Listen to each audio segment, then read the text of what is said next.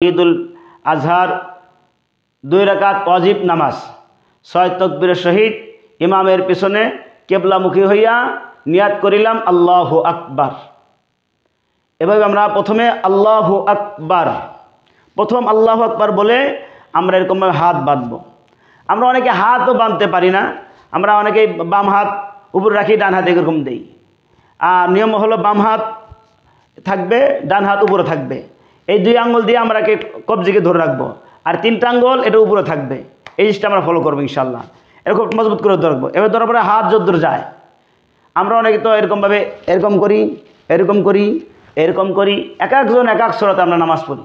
তো নিয়ম হলো আমরা হাত ছেড়ে দেব, অটোমেটিক নাভির নিচে চলে যাবে, নাভি বরাবর চলে আসবে। প্রথম তাকবীর পর আমরা সানা পড়ব।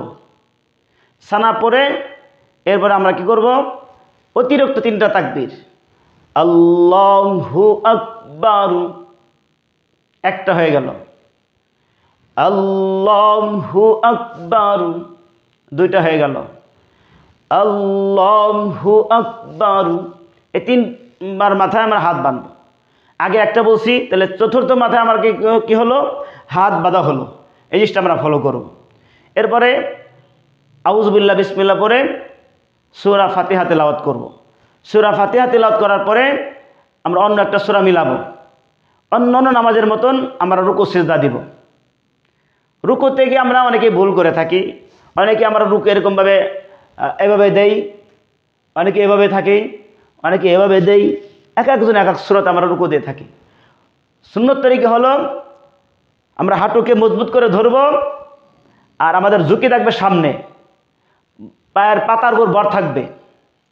তাহলে এরকম আমরা যখন নামাজ পড়ব, তাহলে আমাদের পিঠ আর মাথা সমান থাকবে। ইমাম সাহেব কী করবেন, প্রথম রাকাত পরে দাঁড়াবেন। দাঁড়ানোর পর রুকুতে যাওয়ার আগে 3টা তাকবীর অতিরিক্ত, আল্লাহু আকবার, আল্লাহু আকবার, আল্লাহু আকবার। চতুর্থ তাকবীর দেয়া আমরা রুকুতে যাব, আল্লাহু আকবার, সুবহান রাব্বিয়াল আযীম, সুবহান রাব্বিয়াল আযীম, সুবহান রাব্বিয়াল আযীম।